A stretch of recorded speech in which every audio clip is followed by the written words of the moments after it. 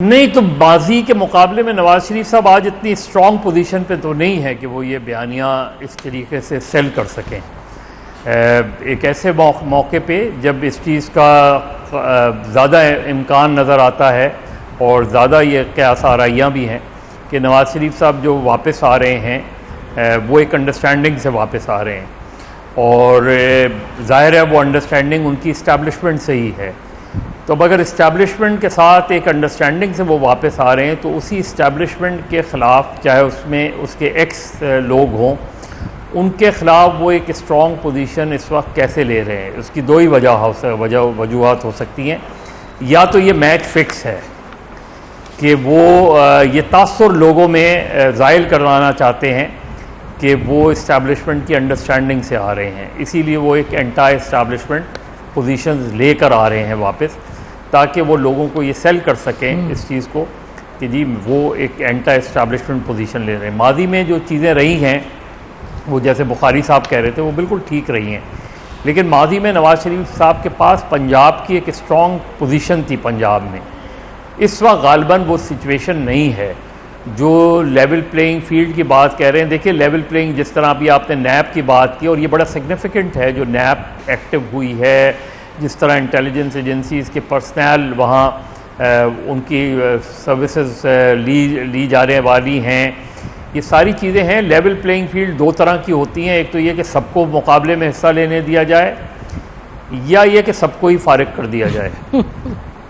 वो दोनों चीज़ों को हमें नज़रअंदाज नहीं करना चाहिए कि ये क्या वजह है कि तमाम मुकदमात एकदम ना सिर्फ खुल गए, तो ये कि चलें सुप्रीम कोर्ट के ऑर्डर पे खुले हैं, फिर उसके बाद जो नैब प्रोएक्टिव हुई है और जो डेवलपमेंट हुई है ख़ासतौर पे ये एजेंसीज़ वगैरह की, तो इसमें किन को टारगेट किया जाएगा ये बड़ा इंटरेस्टिंग होगा, किन के मुकदमात खुलेंगे किन के नहीं खुलेंगे।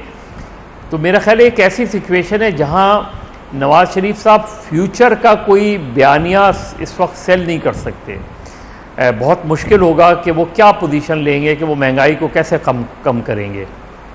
2017 के बाद एक गैप आया और उसके बाद जो 16 महीने का वो जवाब क्या देंगे, और एक ऐसी पोजीशन में जहां पीटीआई ग्राउंड पे चाहे वो नई नज़र आ रही हो लेकिन वोटर्स में उसका वो बयानिया सेल हो रहा है कि 16 महीने में जो महंगाई की सूरत हाल है, जो डॉलर की सूरत हाल है, ये मुस्लिम लीग नून के मुकाबले में पीटीआई का बयानिया ज़्यादा इसलिए सेल होगा क्योंकि 17 महीने में आपने कुछ नहीं किया उन चीज़ों को ज़ाहिर करने के लिए।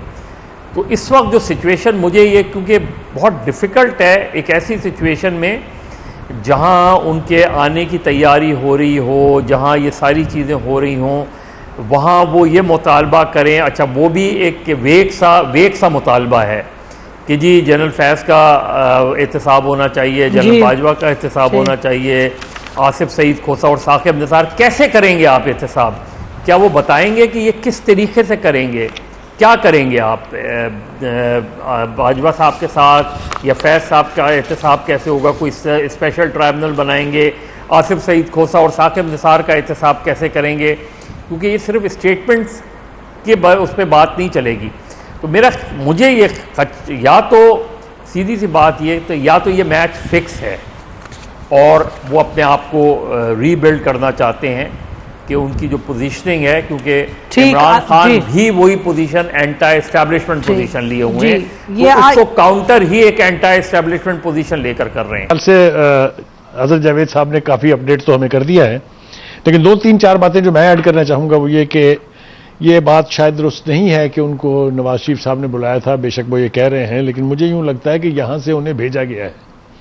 उनके बारे में 2-3 बातें कही गई। एक तो ये कि गुजरांवाला में उनकी किसी से मुलाकात हुई है, उन्होंने जो डिनाई कर दिया है कि ऐसे मैं तो गुजरांवाले गया ही नहीं।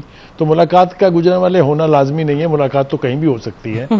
तो मेरा ख्याल ये है कि नवाज शरीफ साहब ने जिस टफ स्टांस को दोहराया है, खासतौर से नाम ले लेके जजेस के भी और जनरलों के भी, उसका तकाजा था ये कि उनको इस किस्म का मैसेज यहाँ से जाए, और वो मैसेज कोई और नहीं बल्कि सिर्फ वही शख्स लेके जा सकता है जो एस्टेब्लिशमेंट के ट्रस्ट का आदमी है। और शहबाज शरीफ के बारे में मेरा नहीं ख्याल कि मुझे कुछ साबित करने की ज़रूरत है कि उनसे ज़्यादा उनका ट्रस्टवर्दी कोई नहीं है। to be a linchpin between the Muslim League and the establishment. Indeed, तो मेरे ख्याल से for मैसेज decades. गया है यहां से, वो लेके गए हैं मैसेज। जी कोई दो राय इसके बारे में नहीं है। दूसरी बात यह कि एक और बात कही जा रही है जो शायद अभी तक सामने नहीं आई, मेरे ख्याल से अगर जावेद साहब से अगर हम डायरेक्ट पूछेंगे तो शायद इसका जवाब मिल जाए। वो ये कि शायद आज या कल किसी एक अहम शख्सियत की मिडिल ईस्ट से या स्पेसिफिकली यूएई से किसी लीडर से मुलाकात होने वाली है, मरीम नवाज की, नवाज शरीफ साहब की और शहबाज शरीफ साहब की। ये मेरे ख्याल से अजहर जावेद साहब से ज़्यादा कोई नहीं हमें बता पाएगा। एनीवे ये यहाँ पर इसकी बाज़गश्त मौजूद है। दूसरी बात यह है कि जो नवाज शरीफ का बयानिया है, ये मुझे हैरानगी इस बात पे है कि ये लोगों को हैरान क्यों कर रहा है। बिल्कुल, उनकी पूरा माजी देख लीजिए, उनकी सारी पॉलिटिक्स में उनका ये बयानिया रहा। 4 आर्मी चीफ से लड़े वो, 3 चीफ जस्टिस से लड़े वो, 3 दफा अपनी हुकूमत गवाई उन्होंने। ये सब कुछ हमें याद रहना चाहिए ना। जहांगीर करामत का एपिसोड जो है जिससे जबरदस्ती इस्तीफा लिया गया, वो सब कुछ भी अपनी जगह है। तो ये नया नहीं है बयानिया उनका। असल बात यह है कि क्या वो अपने इस बयानिए से वापस जा पाएंगे और क्या इस बयानिए के साथ उनको वापस आके फ्री हैंड दिया जाएगा कि आप अपनी जमात की जो इलेक्शन कैंपेन है उसको भी मजे ले लेके उसको लीड करें और आपको कोई पूछने वाला नहीं है। ये 2-3-4 चीजें ऐसी हैं जिसका जवाब अभी बज़ाहिर सामने नहीं है। लेकिन एक और बात जो मैं कहना चाहूंगा वो ये कि ये 2018 नहीं है।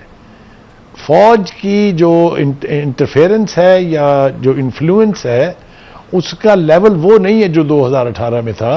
2 वजूहात है उसकी। एक तो मिलिट्री एस्टेब्लिशमेंट की लीडरशिप ये कह रही है कि जी हम तो एपॉलिटिकल हैं, हम तो जनाब सियासत में मुदाखलत नहीं कर रहे। मैं ये बिल्कुल नहीं कह रहा कि उनके इस बयान को 100% मान लेना चाहिए, लेकिन एक क्वालिटेटिव डिफरेंस है। वो ये है कि इस वक्त जो इस मुल्क की आला अदलिया है वहां पर कोई उमर अता बंदयाल साहब नहीं बैठे हैं।